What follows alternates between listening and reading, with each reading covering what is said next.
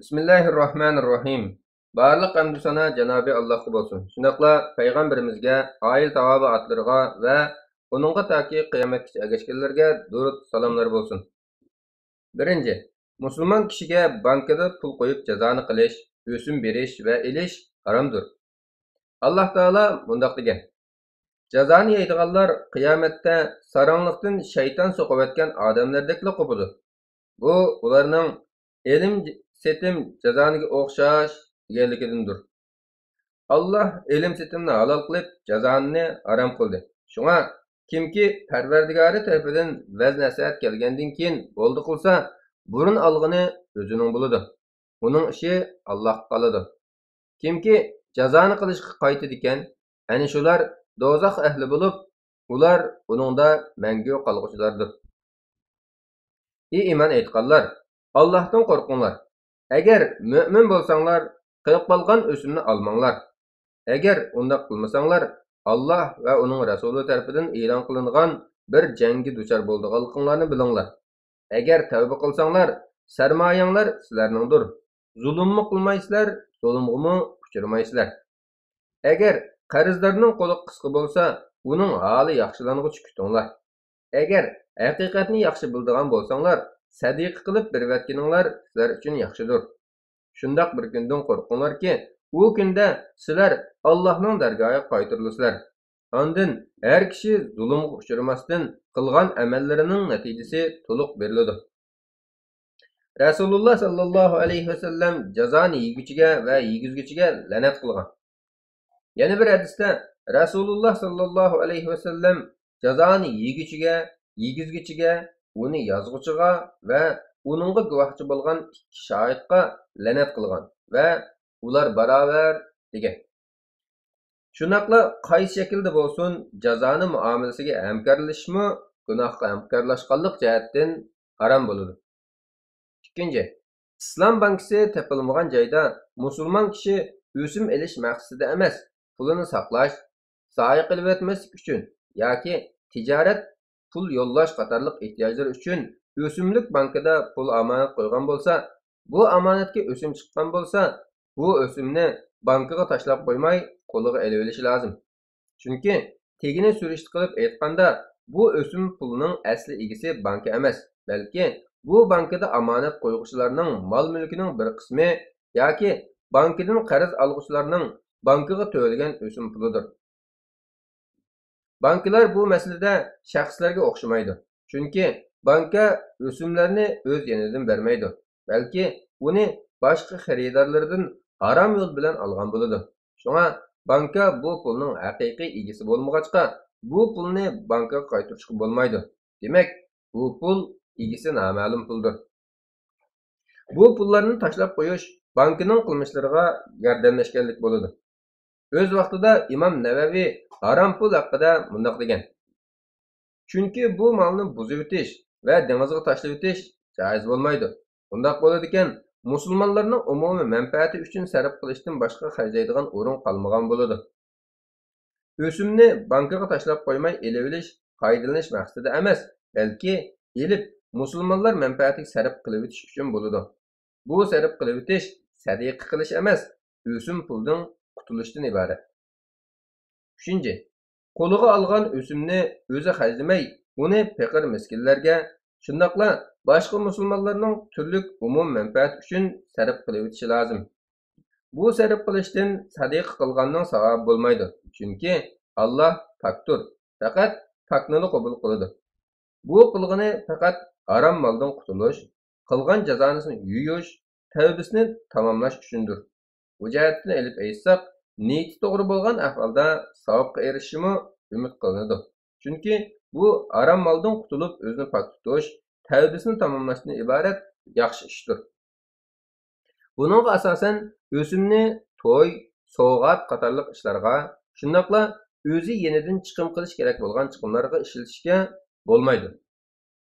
Ahli ilmlarning muayyonlashtirishicha, boj soliq, jarimona va boshqa rasmiyat chiqimlari to'lab o'tish orqali to'lagichi o'z mol-mulkini qo'g'daydigan va bu to'lagichiga foyda olib keladigan bo'lg'achqa, o'sim pulni bularga sarf qilib o'tishga bo'lmaydi.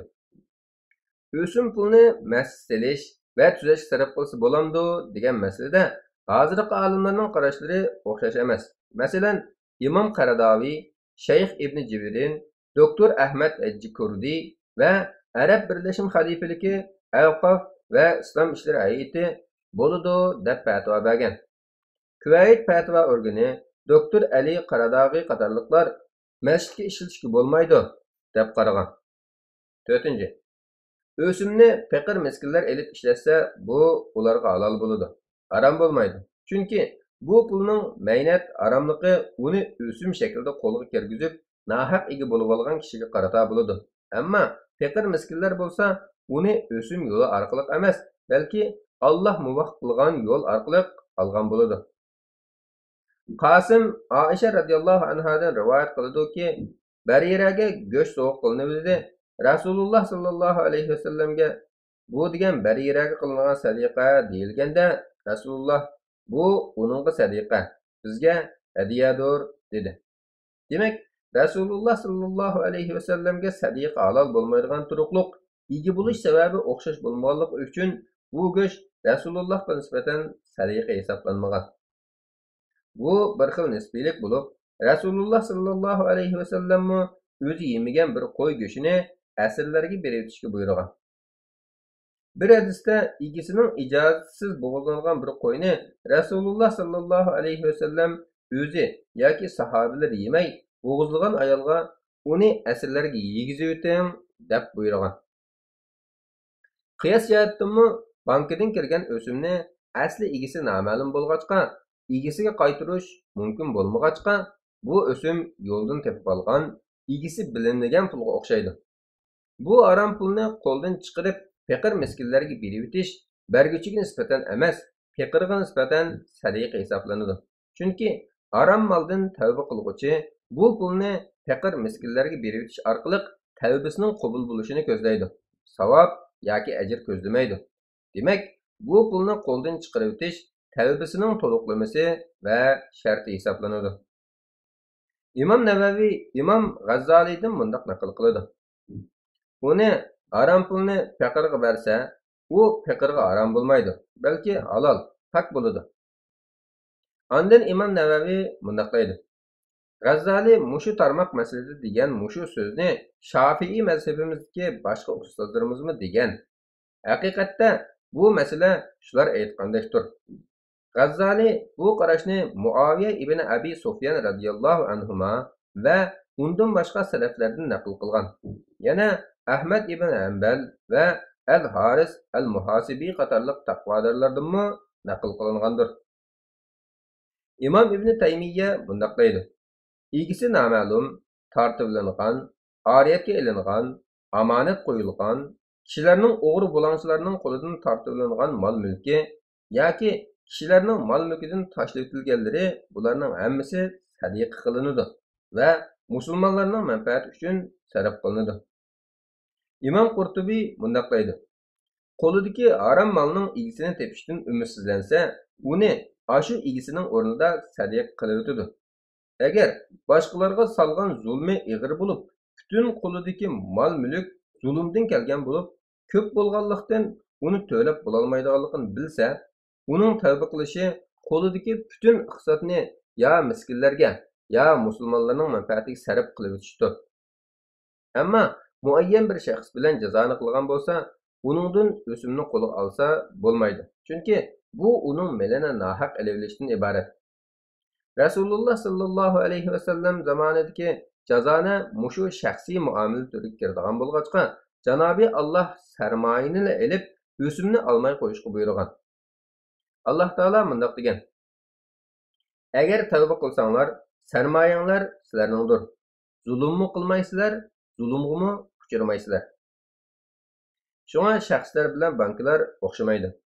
Oyatda egisi noma'lum bo'lgan o'sim to'g'risida uni qo'lingga olmag'in degan ko'rsatma kelmagan bo'lib, oyat faqat egisi ma'lum bo'lgan o'simni olmag'in, ma'lum bo'lsin yoki bo'lmasin o'simni o'z ehtiyojingga ishlatmagin demoqchi.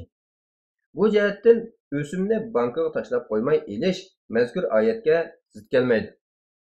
O'sim va shuningga o'xshagan egisi noma'lum bo'lgan harom mollarni musulmonlarning manfaatiga sarf qilib o'tish yuqorqi olimlarning qarshi bo'lmasdan hozirgi zamon olimlarining asosan birlikka kelib qolgan qarshidir.